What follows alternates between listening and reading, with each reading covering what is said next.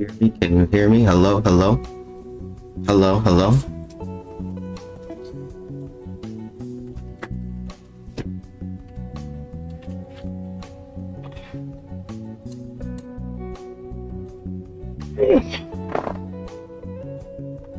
Hello, hello. Okay, all right. Stop that. Hello. Let me see. Is it dropping frames? How are we doing? I think it's a little laggy, but I think we'll be good to go. Okay, Rich here with Brotherhood of Reviews with another live stream, and this is Theory Watch. I've been thinking about doing something like this for a while. Finally thought of a name for it, and we're going to get into it. Let me turn that off. Okay. So, with Theory Watch, what I want to basically do with this is I want to explore people's opinions and theories about One Piece and many other shows and manga and stuff like that. But this is going to be episode 1, and we are going to be going over some One Piece theories. I want to see if we can find some newer theories, and then we'll work our way back down. Luffy's final step to Laugh Tale. Who is the man marked with flames? That's good. You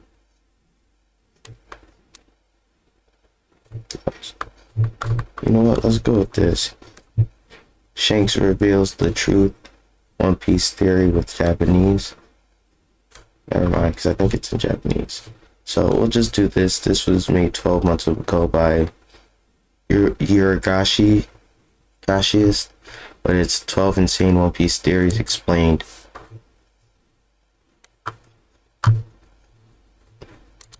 I researched One Piece for over 200 hours and found 12 theories that would explain everything. For example, there is this wild theory about Laugh Tale, Devil Fruits, and Shanks that not many people talk about. Did you ever notice that 2 of the people on Roger's ship got really sick when they were approaching Laugh Tale? You probably did, and it's easy to dismiss this as a coincidence, but I don't think it was. You see, the only 2 people that got sick and didn't make it to Laugh Tale were Buggy and Toki, and they were the only 2 confirmed people with Devil Fruit powers on the ship. So, is it possible that Devil Fruit users get sick as soon as they get close to Laugh Tale? Well, I think this theory actually makes sense, and there is one more important thing that is hinting towards it. In chapter 1054, Shanks tells Ben that it's finally time they go and claim One Piece. Now, the interesting thing about red-haired pirates is that none of them are confirmed Devil Fruit users. Shanks may already know that Devil Fruit users can't go to Laugh Tale, and therefore... I'm pretty sure Sake debunked the whole Toki going. Somebody debunked the whole Toki getting sick before Laugh Tale, because I believe Toki got sick when they were going when they were on their way back to when they were on their back to Wano to get the etching of the Poneglyph, and she ended up staying. I'm not 100% sure on that. I believe it's Sake. I believe him and either Parvision or him and Threeble was just talking about that in a live stream not too long ago that I was watching. So I'm pretty sure, if I'm not mistaken. But yeah. Raid anyone in his crew to eat one. This would also make red-haired pirates the only pirate crew able to get the One Piece. At the end of each theory, I'll also speculate how probable it is to be true, and for this one, I'll give the score of 6 out of 10. This is only the first out of 12 theories I am covering today, and the last one is the most insane theory I've ever heard. So, you all know about the 5 elders, but do you know how old they are? What if I tell you that they may just be immortal? Okay, let me explain. Not much is known a big one. But one main thing supporting this theory is that they looked exactly the same 20 years ago in Ohara flashback. The one way they could achieve this is through Oppa Oppa no Mi and its ability to grant immortality. Other than that, there is not much backing this theory, and knowing that looks in the anime can sometimes be deceiving, With Shopify's mobile app, you can handle your business anywhere. Add and I don't think this theory has high probability of being true. Okay, so what exactly is One Piece? Well, there is this one theory that would actually make a lot of sense. Background noise, I apologize. The One Piece is some kind of object, which was confirmed by Oda himself, by the way, that would allow Luffy to destroy the Red Line. All right, but why would the Straw Hats want to do this? Well, this actually ties in perfectly with their original dreams. Luffy wants to be the king of pirates and the freest person in the world. If the Red Line is destroyed, he'd be able to travel wherever he wants and would bring all people closer together. Nami wants to make a map of the entire world, which would definitely be much easier if this big line weren't separating it in half. Sanji wants to find the all blue, all four seas together, which is exactly what would happen if Red Line is destroyed. And finally, Brook wants to fulfill his promise and reunite with Laboon. And since the crew is now in the new world, Laboon is right behind the Red Line. The last thing supporting this is Madame Shirley's prediction that Luffy will destroy the Fishman Island, which would also come true since it's located right under the Red Line. I have to give this theory 8 out of 10 points, since in my opinion, it has a good chance of actually happening. Marshall D. Teach, or Blackbeard, is one of the weirdest characters in the entire story. Besides his appearance and enormous love for I have nothing to say about that last one, really. Really weird about him. I believe that Blackbeard has multiple personalities, 3 to be exact. There are a few crucial moments that prove this. When he first That's the first time I personally ever heard somebody specifically say multiple personalities. Everybody wants to say he has 3 hearts. There's 3 people living inside of him. Nobody wants to specifically say multiple personalities. met Luffy while eating pies in the restaurant, he seems really childish, competing with Luffy, who can order more food and generally had a comedic vibe. However, only a few moments later, when he met Luffy again outside of the restaurant, he seemed much more calm and mature. He gave Luffy a speech about dreams and wished him luck in finding the Sky Island. After this conversation, Luffy and Zoro would both comment that Blackbeard is not he, but them. Another huge fact supporting this theory is that Teach is the only character who can wield the powers of 2 devil fruits without dying. A few additional details are that Blackbeard's flag has 3 heads, he has 3 pistols around his belt, and his beard is split into 3 parts. Alright, the next theory states that you will subscribe to this channel in the next 5 seconds, and it has a 10 out of 10 probability of happening. 5, 4, 3, 2, 1. Okay, thanks, let's move on. Are you ready for an insane theory about God Valley and Shanks? Of course you are. Here it is. You probably know that God Valley incident happened 38 years ago. At first, I thought that there is nothing unusual with this, but then I googled Shanks' age, and you won't believe what I found. Shanks is exactly 39 years old, which means he was a baby during the God Valley incident. Now, we know that Shanks was a member of Roger's Pirates even as a young child, but how exactly did he join the crew?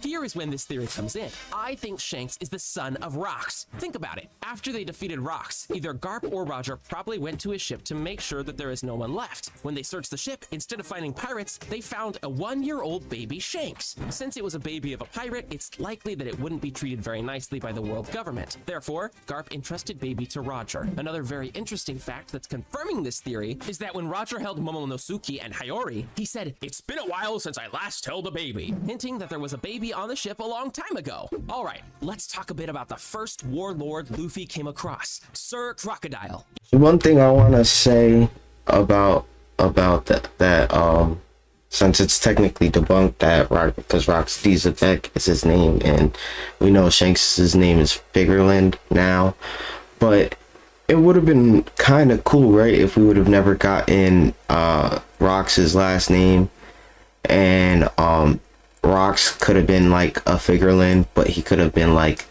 the brother of the one that we just saw, the one with the moon-shaped head. I can't really pronounce it. I can't remember how to pronounce his name, but to think about how he was more of like if that they were brothers and he went back because he knew his son was being born, so he went to go get his son, and that's how they pretty much caught Rox slipping. It could have been a cool little like situation right then and there with that. But let's see what he has to say about Crocodile. 143, during the Impel Down arc, Oh, the it was revealed that Croco Mom. has some history with Crocodile. Their history was never dwelled upon, but Crocodile got really uncomfortable while talking with him. Based on this, and the fact that Ivankov was shown to be able to change a person's gender, the theory of Crocodile originally being a woman becomes a strong possibility. Yep. There are a few great details backing this theory. The first one is that Ivankov intentionally called Crocodile Croco Boy, which may just subtly imply that he wasn't always a boy. Another great detail is that during Roger's execution, Crocodile is the only character whose face wasn't shown. I actually went back to check this, and it's true. Doflamingo, Buggy, Mihawk, and Gecko Moria all have their faces shown. The only face that we don't see is Crocodile's. Yep. So why does Sanji have fire-based powers? In the show, it was explained that he simply spins at high speeds and he I got nothing to say about the Croco Mom. That's just too much of a troll. Well, my theory is that Sanji is actually genetically modified to be a Lunarian by his father. I know what you're thinking. How would that be possible? I also didn't believe it at first, but when I did some research, I found out two very important things that support this theory. You see, Sanji's father, Judge, was working with Dr. Vegapunk and Queen on some kind of off-illegal weapon development. And there, he learned about lineage factor, which is basically a way to create life itself. He later used this to modify his children while Sora was still pregnant. So, what if he used some of the Lunarian DNA on Sanji during this time? Well, we know in the past, the world government captured King and experimented on him due to his Lunarian powers. So, it wouldn't be a stretch to say that Judge somehow obtained some of King's DNA that the world government had and used it on Sanji. I already hear you saying how Sanji's modifications were unsuccessful because he didn't lose his emotions and didn't get any special abilities. But that doesn't have to mean anything. As we saw in Reiju's case, a person can still retain emotions even after these modifications. Maybe Sanji's powers just took longer to manifest than usual. 5 more theories are left, and this next one about Monkey D. Dragon actually has a 9 out of 10 probability of happening, even after one. What I've noticed, even though 8 months ago isn't that long ago, a lot of these are a little kind of debunked, or we know why they happen already. Like the whole Sanji's raid suit helped bring out the full potential of his invulnerability, where he can still keep his emotions. 1,000 episodes, Oda still didn't fully reveal Dragon's exact powers and abilities. But don't worry, there are a few scenes in the anime that tell us exactly what they are. Ever since his first appearance in Logtown, Dragon was seemingly always accompanied by strong gusts of wind. This by itself doesn't prove much, but when you remember that Luffy was saved from being executed by random lightning from the sky, and that they managed to leave Logtown safely because strong winds pushed them away, it becomes much more clear that Dragon has weather-based abilities. Also, I thought I remembered the scene where Dragon is actually seen flying using wind, so I went back to check, and I was right. In episode 737, you can actually see Dragon levitating while carrying Sabo onto his ship. Alright, let's talk about one of the most mysterious characters in the entire show. Who's pumped for tax season? That's crazy. Let's get out there and crush those taxes. Who's with me? Did he say 787? Because it looked like he said 737. The huge secret he may be hiding. Of course, we are talking about Shanks and the theory that he is actually a celestial dragon flying using wind. So I went back to check, and I was right. In episode 737, you can actually see Dragon levitating while carrying Sabo onto his ship. Alright, let's talk about one of the most mysterious characters in the entire show and the huge secret he may be hiding. Of course, we are talking about Shanks and the theory that he is actually a celestial dragon. The one thing about him floating like that, there is a form of hockey where, you know what I mean, where you push off the ground. So it could be that. But the way he landed was more of like he floated down. So it's two big hints why this may be true. It's too close of a call. Chapter 580, when Shanks arrived at Marineford, he managed to convince Sengoku to stop the war and give him the bodies of Whitebeard and Ace in order to prepare a proper burial. It's already really weird why Sengoku would listen to a dangerous pirate like Shanks. What's even more interesting are the exact words he said. Only because it's you, red-haired, I'll allow it. It's really out of character for Sengoku to do something like this, no matter how powerful Shanks may be. The second big hint happened in chapter 907, when Shanks entered Marioa in order to talk with 5 elders. It's absolutely unthinkable that any pirate would ever be allowed to enter that place, especially the one of the most wanted criminals in the world. One of the elders even said almost identical words as Sengoku. Only because it's you, we made time to talk. While we are talking about Shanks, there is one more really interesting theory about him. You all know that Shanks was the one who initially motivated Luffy to become a pirate. He even sacrificed his arm and said that he bet it on the new age. Well, since he was the reason why Luffy went to the sea, don't you think it would be fitting if he was also his last obstacle and one in the possession of the last road poneglyph? I think that it's highly possible that right before Roger disbanded his pirate crew, he told Shanks to hide the last poneglyph and asked him to guard it so it would not fall into the wrong hands. Some years later, after Shanks heard Luffy say the same words Roger once said, Shanks finally found the person he was looking for and he bet his arm that Luffy will become a pirate worthy of One Piece. Before we cover the wildest theory on this list, let's first cover this very interesting theory about Fujitora and Akainu. The two didn't have a lot of conversations with each other throughout the show, but there was one conversation in chapter 712 that revealed one very interesting fact.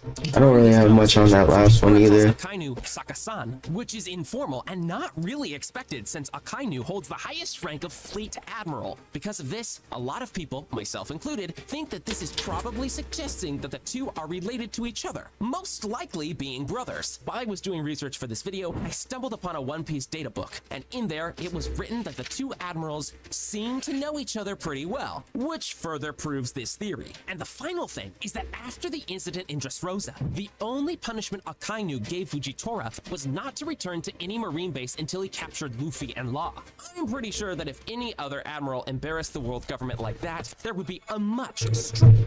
Anybody realize that he just sent that Akainu pretty much sent Fujitora on the quest to find the avatar? Like, yeah, yo, like go, you don't come back here until you catch the avatar. Alright, so did you ever notice the left eye symbolism throughout the entire show? Take these manga volumes for example. They all feature a character with a closed left eye. Also, a lot of characters in the show have some kind of marking on their left eyes. This includes Luffy, Garp, Dragon, Oro, Shanks, Sabo, and Kid. A lot of people say that all of this probably means nothing, but I don't think that's true. Me and a bunch of other fans actually think that this solves one of the biggest mysteries in the entire One Piece. Oh my god. Hear me out. Do you remember the Skypiea and Jaya arcs where it was revealed that both islands were one island in the past? Well, if you look closely, you'll notice that Jaya has a huge hole where the left eye of the skull is supposed to be. Due to everything we previously mentioned, this also can't be a coincidence, and a lot of fans believe that Jaya's missing left eye is actually Laugh Tale. This would also make sense considering that Roger's treasure is called One Piece, and Laugh Tale may exactly be one piece Jaya is missing. If you want to learn more about this theory, Ohara made a great video on it a while back, so make sure to check out his video for a detailed explanation. If you're spending 10 grand a month or more in YouTube ads, you have to know this. This is the way that it has to function in order to be successful, is it? Alright, that was interesting. A lot of them, they were really old debunked theories or old theories that have been recycled for very, very long time. So some of them came true already, some of them didn't. One Piece theories that keep me awake at night. Now this is Ohara. If there was a copyright claim on that,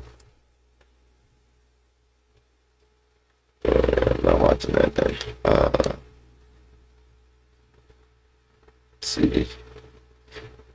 Let's see. Oh yeah. Vegapunk X. This is Dank Sake. Einstein's biggest regrets He just posted this yesterday. An individual who Vegapunk accidentally recreated Uranus. Out, and the fact he was a natural born genius. But the thing about those nuclear weapons is that they use the elements plutonium and uranium, names which might just tie to the ancient weapons Pluton and Uranus. Pluton was said to be a ship capable of destroying an entire island. island. And while that weapon is under Wano right now, we did see an island get destroyed with a weapon from the sky, one called the Mother Flame, or Mother Frame if you read the official. There's been a lot of talk about whether this could actually be the ancient weapon Uranus, and I think there's going to at least be some kind of connection between the two. But given that it was called Vegapunk's invention, I think this situation is going to mirror the Manhattan Project. This is what led to the first nuclear weapons being created and unfortunately used, and this project started, at least in small part, because Einstein signed that letter, even though he didn't work on the project directly. But when you think of Manhattan, you may fairly think of See, I didn't go like this route of it. I was talking to one of my friends about this. I didn't really go this like Manhattan Project, atomic bomb type of deal. I was going in the fact that like he had to produce something. You know what I mean? Like, it's like when we took the Nazis, the evil scientists, Nazis that were experimenting on all the Jews. They escaped imprisonment off of the fact that they had to produce things for us to use against our future enemies. So it was a situation like that with Vegapunk. He went there knowing that he had to produce something. But I do agree with a lot of what a lot of people are saying is that Vegapunk made the weapon, but they already had this limited power source called but I would think that Vegapunk would have made something called the Mother Flame, and then the power source would be called something else and not revealed yet. But let's finish what he has to say, you know. which could tie to York, who wants to be the new Vegapunk. Since Dragon couldn't believe his friend Vegapunk would create a weapon like that, maybe it was just another Vegapunk, like York, who we know is the traitor of Egghead and has been working with the government for several months. Lilith introduced herself as Vegapunk to us in our introduction to Egghead because they do actually go by Vegapunk to the outside world, but they use the other names to distinguish themselves from one another. So Emu calling York Vegapunk is totally possible, especially since York said the world only needs one Vegapunk. Perhaps the real one was either unwilling or simply pretended that he was unable to create a weapon just like that. The government believed him that Momo's fruit was a total failure when it was just the color, and Guernica even seemed thankful that that was the case. Could that begin explaining what the Mother Flame really is? I mean, it is odd that Vegapunk has done a ton of research around dragons, changing the weather, eggs, which could tie to Nami's weather eggs and even Roger's egg, and even Sky Island clouds, which Egghead sits on top of and creates.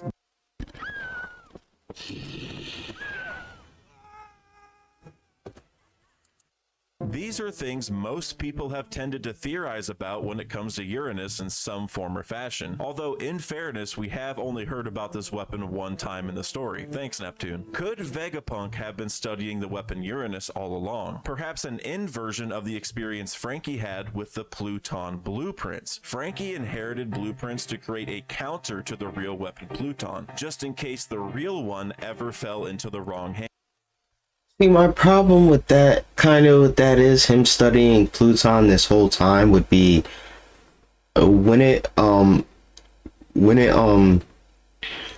Emu noticed way earlier, because it was speculation that he was looking into the void century. So wouldn't it be a little odd that you know what I mean, that like suddenly he knew how to build a replica of an ancient weapon, and I believe Emu knowingly would know what the ancient weapons would do, since he's technically from that part of the century. So the ancient text that all the poneglyphs are written on, he should know, just off of the fact that like he was around probably when that was its main language.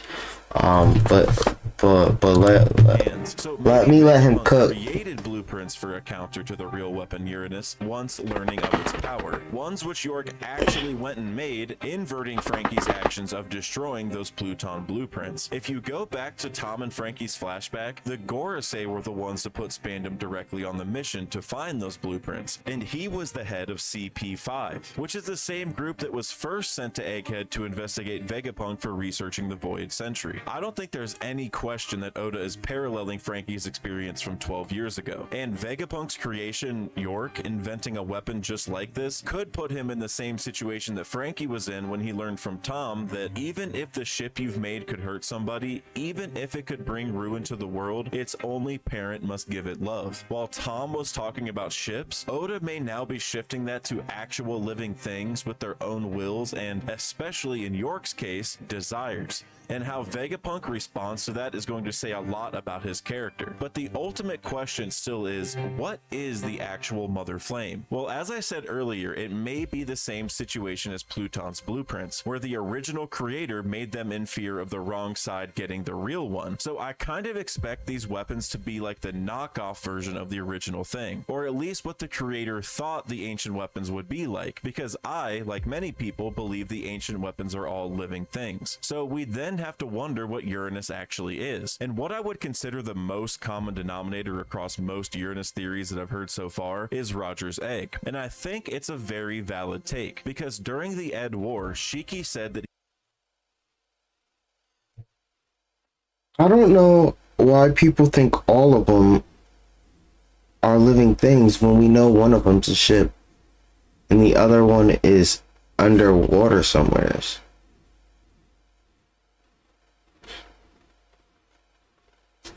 I never understood that. Like we know one of them is definitely like a living creature, but I don't get it. was aware of the location of an ancient weapon. Roger had not met Odin yet or visited Wano by this point, so Uranus is kind of a safe default, although it's not confirmed. And the egg has always been kind of an ominous thing since nobody has commented on it, but we have seen other important eggs in the story. I mean, Egghead itself is literally a giant egg, one which controls the weather, and Nami has used tons of weather eggs in her attacks before. After Roger and Shiki talked about the weapon, a big storm came through that allowed Roger to escape. Weather and eggs kind of go hand in One Piece, and Vegapunk has wanted to change the climate since he was a kid back in Karakuri. So I think there's a connection to be made through all of these, and I'm almost wondering if Egghead itself is like a mini Uranus, and maybe that proved to be some kind of template for the Mother Frame. It even sits on top of Sky Island clouds that the lab itself is able to create, and it can also shoot lasers, almost making it like a giant weather egg that just doubles as Vegapunk's brain. Nami's weather eggs also create massive amounts of clouds very suddenly, not unlike what we saw at Leloucia, although on a much smaller scale. But we did see in Whole Cake that the clouds and thunder strikes get much larger if Seuss eats a weather egg, and he runs on soul power, which might tie to Vegapunk's studies on the 21 grams of soul, and Einstein's discovery of E equals mc squared, the equivalence between mass and energy. But I'll cover that more later on when it comes to the actual power source. So if this weapon really is anything like Egghead itself, that could even play into the Mother Frame or Flame debate. Stephen Paul, who translates One Piece for the Viz, commented on this and said it's a coin toss between Mother Frame and Mother Flame depending on if it's meant to be sci-fi as in futuristic ancient weapons mothership mainframe or mythological, so that could get changed in the future. So while the true name could be Flame eventually, there does appear to be elements of both Frame and Flame here for now, which I think it's fair to say Egghead actually has. Egghead itself is a giant lab, and it I like that. I like how he added that translator note right there because of the simple fact that, like, yeah, mythological Mother Flame, so something from the past, and Frame could be something futuristic, computer like something man-made, like futuristic, like a mothership type of deal, like people were thinking before. You know, we gotta get all the information back to the Mother Frame, whatever, which makes it way more interesting.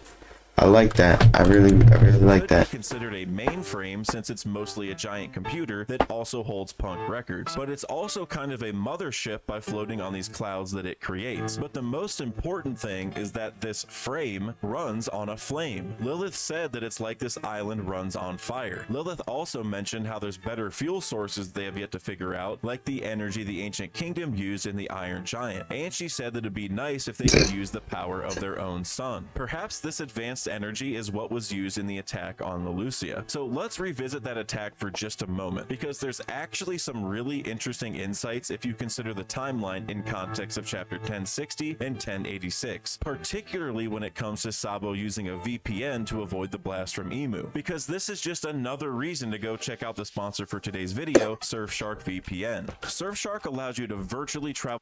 Their discussion in chapter 10. Struggling to create a video for your business with just a vision? If you want to support him, go to his channel. Starting today? 1086 occurred a few days before the attack in 1060, and we know that because they referenced Lelucia rebelling a few days beforehand. So when Emu told them to attack Lelucia, it was days before Sabo ever made that call. That's why in chapter 1060, the Gorosei said Sabo was an unlucky man, or that it was simply fate. The reason Emu said close proximity was the reason for the attack was probably just because they reasoned Sabo would go to the nearest rebelling country for help after taking the YouTube thumbnail arrow attack. You could say Emu predicted the future here, but whether it was actual future sight or just solid deductive reasoning remains to be seen. But the reason these discussions matter is because we have somewhat of a timeline. I don't think he thought Sabo was going to there specifically. I just think that Lelucia was the closest rebelling, because we know eight countries rebelled, but Lelucia had to have been the closest of the 8. So therefore, like, it was just, I think it's more, I personally believe it's more a coincidence than him having clairvoyance, because he was Emu was even surprised, because I feel like people leave out the fact that, like, when they told Emu that Sabo was at Lelucia, like, Emu looked surprised. Like, no, obviously, like, you could barely tell with the, well, you could tell a lot with the one eye Oda only shows us every time, like, so, like, he was really surprised that, like, Sabo, he was like, oh, okay, cool, 2 birds with 1 stone kind of deal. It was a few days between Emu telling them to use the weapon and it actually being used at Lelucia. That either means the weapon moves very slowly or it takes a while to set up, either of which could be why Saturn requested Emu's patience in the meantime. That kind of reminds me of Nami's weather attacks by itself, because those do take some time to set up usually, especially early on with the heat balls and cool balls, and they even had time to run away after Zeus ate the weather egg because he was charging up. And just the sheer aesthetic of bringing in a storm all of a sudden when nobody was expecting it is exactly Nami's whole MO. So I think there has to be a tie between these two. So what I'm almost imagining at this point is just a giant weather egg riding on a cloud over to Lelucia and then hatching like Nami's weather eggs, thus creating the giant attack, but all on a way bigger scale than anything we've seen so far. Almost making these eggs or mother frame like an actual nuke, and maybe the clouds just carry it over before it hatches. And that's where York gets even more interesting. While her name may tie to New York and thus the Manhattan Project to some degree, L's and R's can also be swapped in Japanese. Her name could also be looked at as yolk, like an egg yolk. And it sounds kind of corny, but the power source of an egg is the yolk, and the power source of Egghead is that flame, or what Lilith wanted to upgrade to a sun, meaning York, or yolk in this example, could be responsible for the power of the mother flame. Like I mentioned earlier, the only nuclear weapons very unfortunately ever used in real combat use plutonium and uranium, and in between those elements on the periodic table is Neptunium, which clearly ties to Neptune, the Roman version of the Greek god Poseidon. My fault, I didn't notice you said something, Beacon. For posting about this like a year ago. But thank you for stopping by at the stream. Neptunium wasn't used in any type of explosives. That was only the other two. So where the creator of Pluton's blueprints designed a weapon to counter the real one, Vegapunk probably did the same for Uranus, but York just got a hold of that, which shouldn't be be hard to believe since they hook up to the same brain. Vegapunk left tons of stuff at his lab in Baltimore which Frankie found, and Vegapunk probably had no reason to doubt York until recently. She even said it's hard to keep track of all of us Vegapunks. Where Frankie decided to destroy those blueprints, York may have decided to act on them. York supposedly encompasses Vegapunk's desire, and for some reason she even seems confident that this will make her a celestial dragon. But they don't seem like a group that takes in Big ass very pistol. often, if you ask me. If Frankie did give up those blueprints back in Annie's lobby, then surely that weapon would have been made because Vegapunk exists, someone who was name dropped by Kobe right after Annie's lobby concluded. Having that weapon around during Marineford or just during the time skip probably would have ruined the Great Pirate Era, which was the Gorisei's goal. But now they have something just as good. The same thing, but probably from the sky. They don't need Vegapunk, York, or any of them anymore. And maybe we even see the mother frame itself come to Egghead at some point. Maybe that's the thing that shocks the world. It would be really fitting if York learned just how big of a mistake she really made by facing her weapon head on. But this could also be a good chance to show how impressive Vegapunk is. He has gotten clowned on for a lot of this arc, either by Bonnie's de-aging or just the Seraphims and one of his clones turning against him, but this could be his Tom moment and a chance for him to reveal some crazy stuff that we haven't seen yet. But then we have to talk about the Mother Frame's power source and how it can create an attack to that degree. And it ties back to what I said earlier about Zeus, who powered up Nami's weather eggs, and her attacks in general now that he's imbued into the Climatact. If Einstein figured out the equivalence between mass and energy, and Vegapunk studied the 21 grams of soul, then perhaps the soul is key to this advanced level of power. And maybe this can even tie back to the Cypher Pole agents that were getting kidnapped. If York had actually been behind this project from the very beginning, then there has to be a good reason she's been keeping all these agents held hostage. Perhaps they have a role in creating this new energy source to begin with. Where Zeus uses Big Mom's soul power that he himself is created with, maybe York uses the same thing in the Mother Flame, literally converting the 21 grams of someone's soul into power that can take out an island. We know that your soul is a real thing in One Piece because of Brook. When he died, we saw his soul as basically a little cloud that came back to his body, and now he's able to move.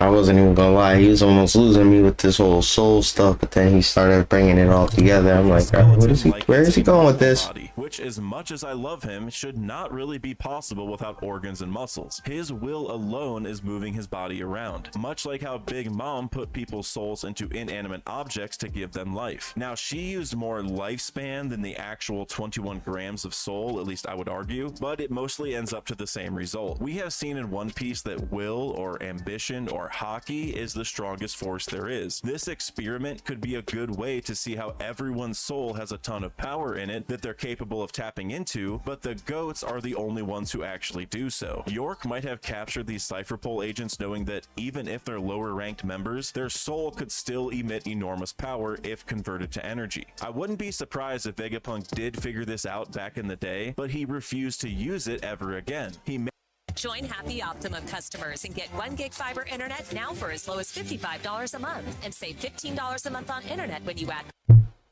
may have done some unruly things for the government before, but he does have standards, like when he kicked Caesar out of Punk Hazard, and the fact that Dragon stood up for him has to stand for something. Vegapunk may have discovered how strong souls were, but chose not to use it since you would have to kill somebody, so he opted to continue searching for the Ancient Kingdom's power source instead, or just something else that was safer. And then maybe York was like, well, if you're not going to use it, then I will. Being the Frankie role model that Vegapunk is, I'm sure he's experienced situations like this before, where his weapons are being misused or he got some kind of unintended result. Maybe not quite with weapons of mass destruction, but he will probably know how to respond in a situation like this better than anyone else. So I suspect he will react more like Tom than like Frankie. If the Mother Frame ends up being used at Egghead, or even if Saturn simply proves to not welcome York into the Celestial Dragons, it could provide an awesome opportunity for Vegapunk to teach York the same thing that Frankie learned. Even if you make a weapon that can destroy the world, you're the one who gave them life. She can't stop loving her creations even if they get used back on her. She brought it into this world and she needs to own up to it. And earlier I talked about Vegapunk's studies into dragons, whether it's Kaido and his fruit that became Momo's duplicate, or the one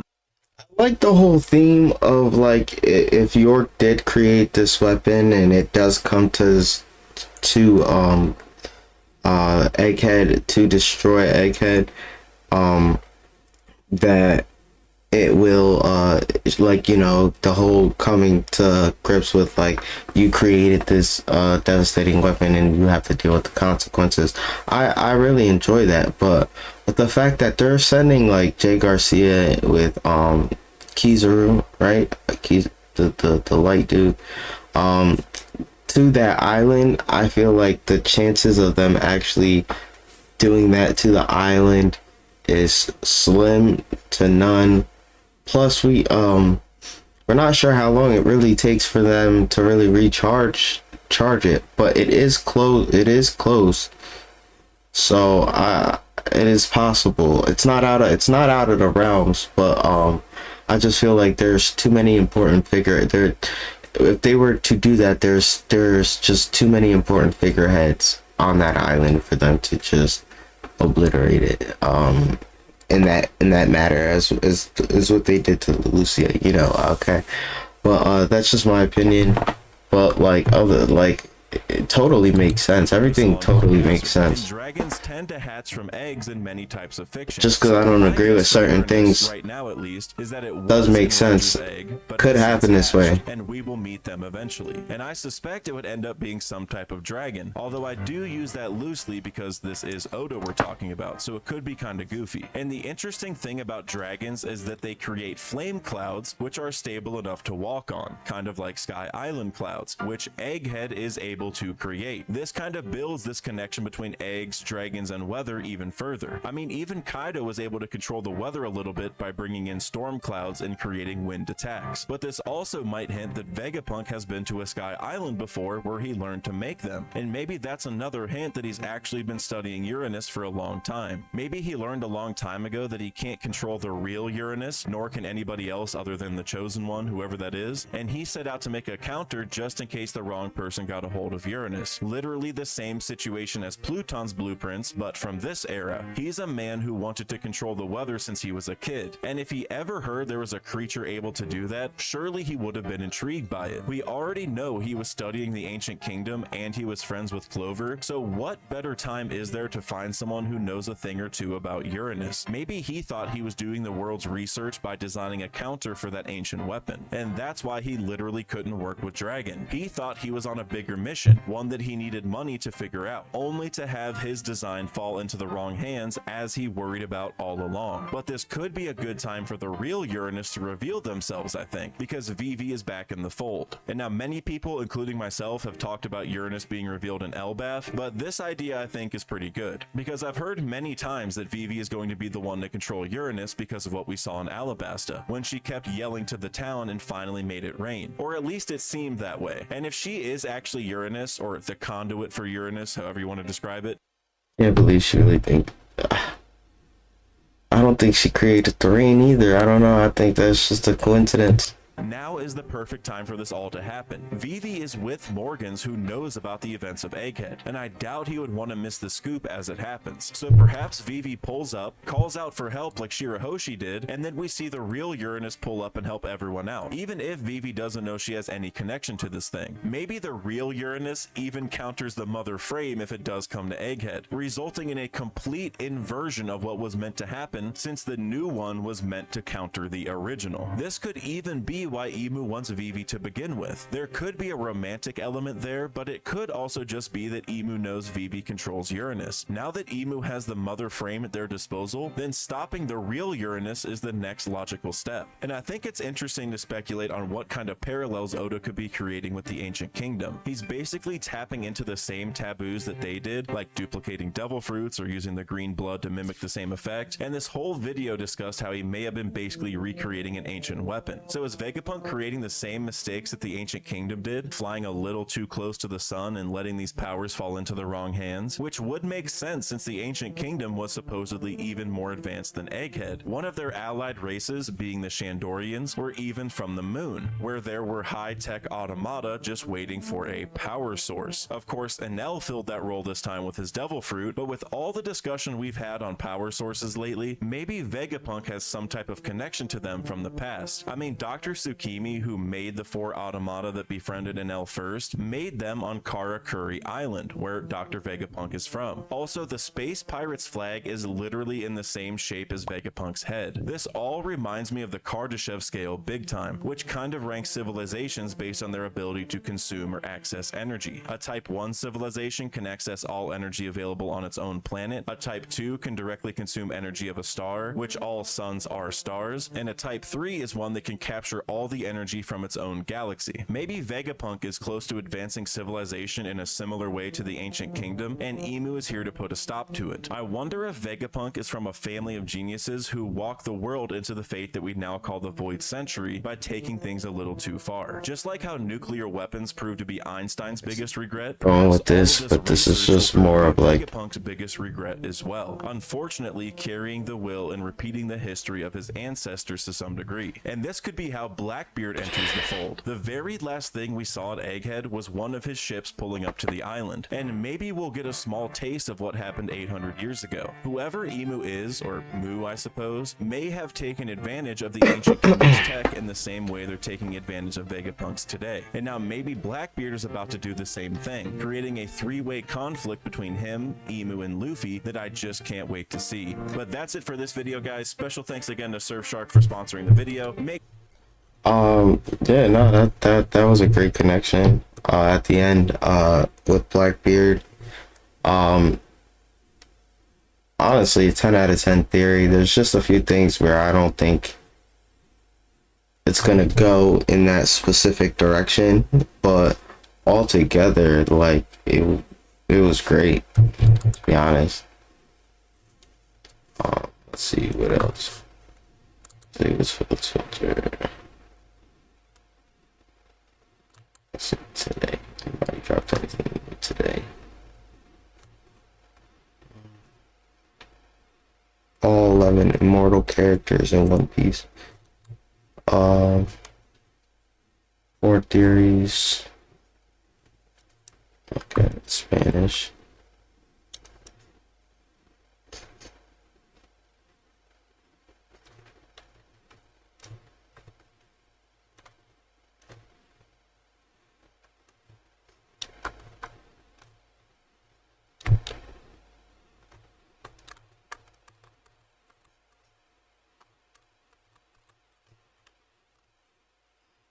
See.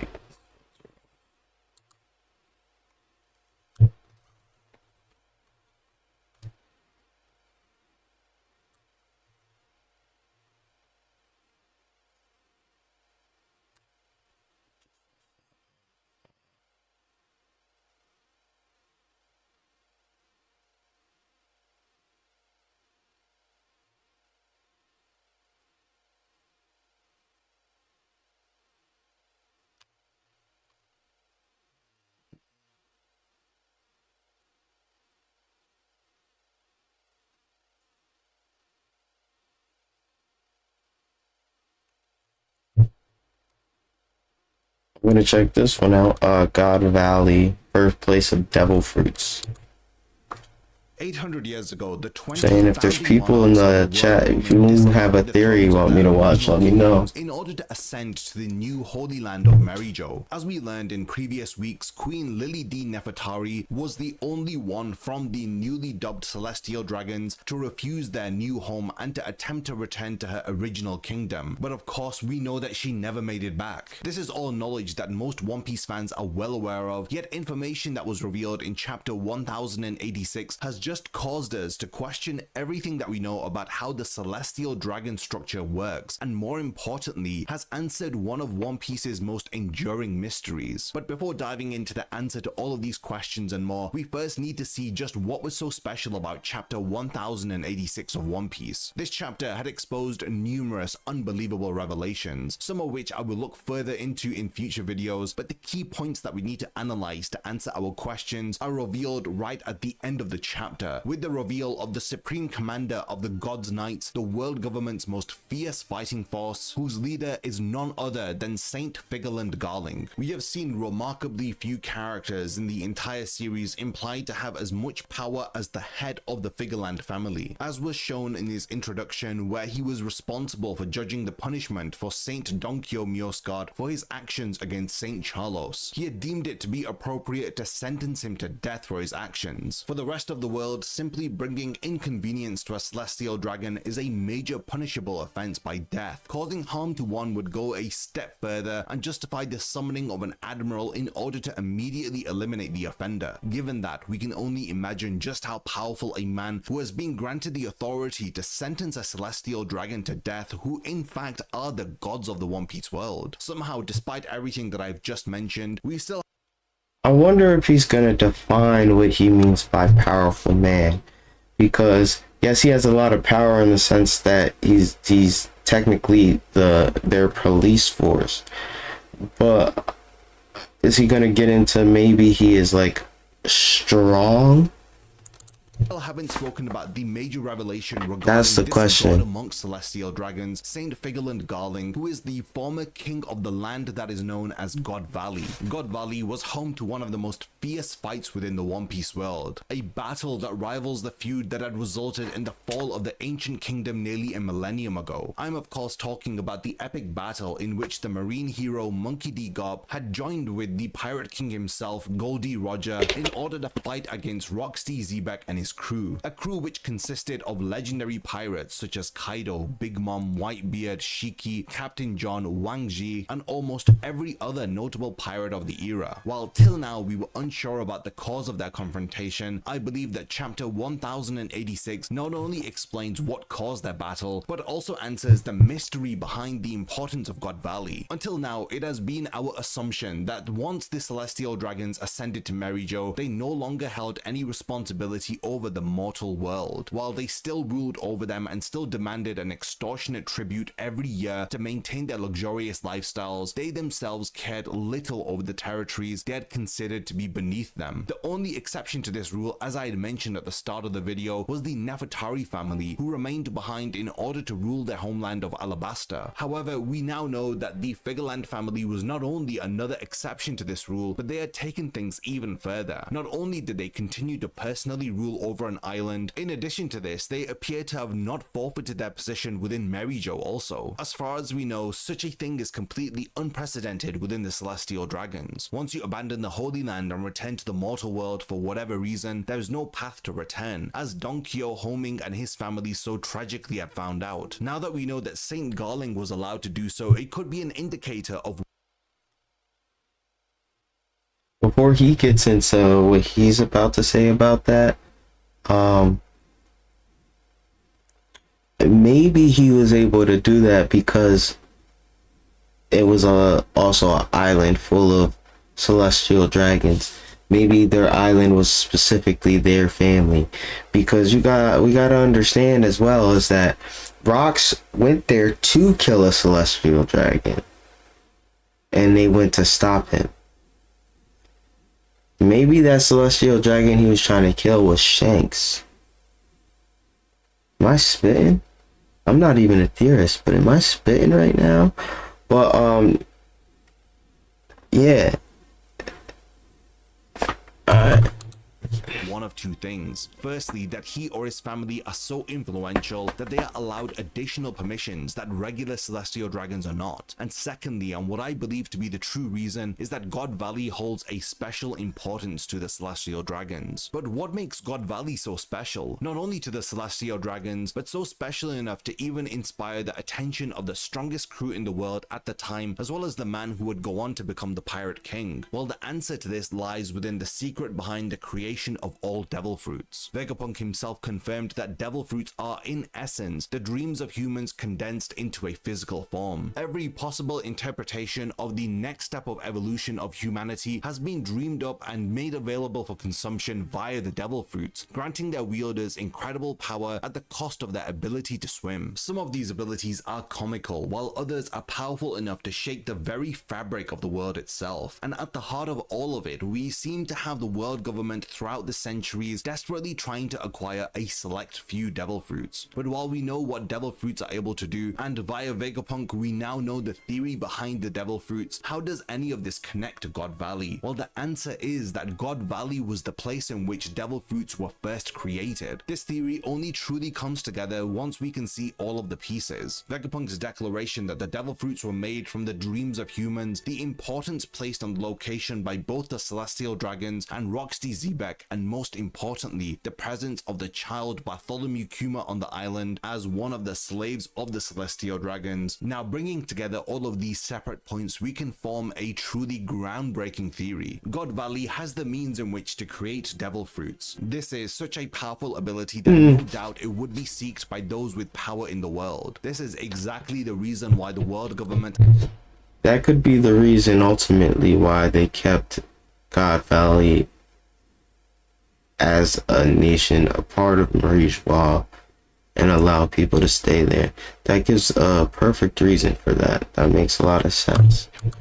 Had a celestial dragon with such high authority as being the supreme commander of the Holy Knights permanently stationed within God Valley in order to oversee their asset and to ensure its protection. It's also the exact same reason why the most powerful pirate crew of their age would be so willing to launch an assault on the island in order to seize control over the means in which to create devil fruits. If they had this power, then undoubtedly they would become the most powerful crew in the world. In fact, we have already seen one of the members of the Rocks crew try to replicate this exact thing in the future. Following the apparent erasure of God Valley, there was no way to create new devil fruits, which had led to Kaido's grand plan of controlling the new means in which to create artificial devil fruits, allowing him to form his army of entirely devil fruit users. However, 11 days Kaido ago. failed just as Rocks did before him.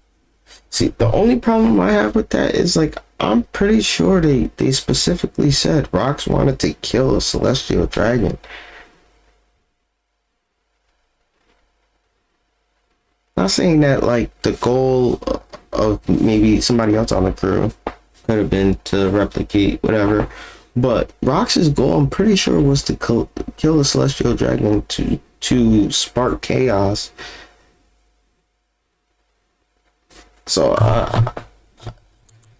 But what Rocks could never have accounted for was the sudden appearance of a Marine Vice Admiral and pirate captain strong enough to challenge him, with these two opposing forces having joined together. While St. Garling was unable to hold back the strongest crew in the world, Garp and Roger working together managed to succeed. Now, where does Bartholomew Kuma fit into all of this? Well, what was taking place on God Valley to allow devil fruits to be made? Naturally, such an important location would be one that the world government would attempt to keep a secret. So what was the need for a young slave like Bartholomew Kuma to be there? And more importantly, why did Sangoku specify that Garp's fight against Rocks was not only to protect the Celestial Dragons, but also their slaves? The Celestial Dragons naturally make sense, but there was no lack of slaves available to them, nor was it difficult for them to acquire more when a simple declaration was enough to condemn a princess like Shirahoshi to life as a slave. For the slaves to have been presented as just as important for protection as the Celestial Dragons,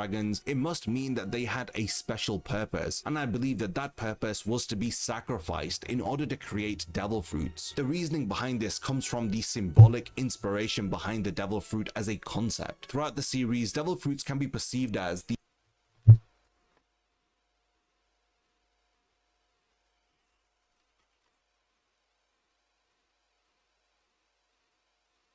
he just said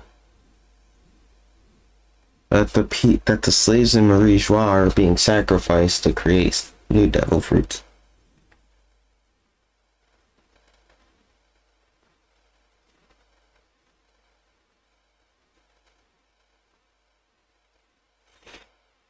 It's not impossible, I think it's improbable, but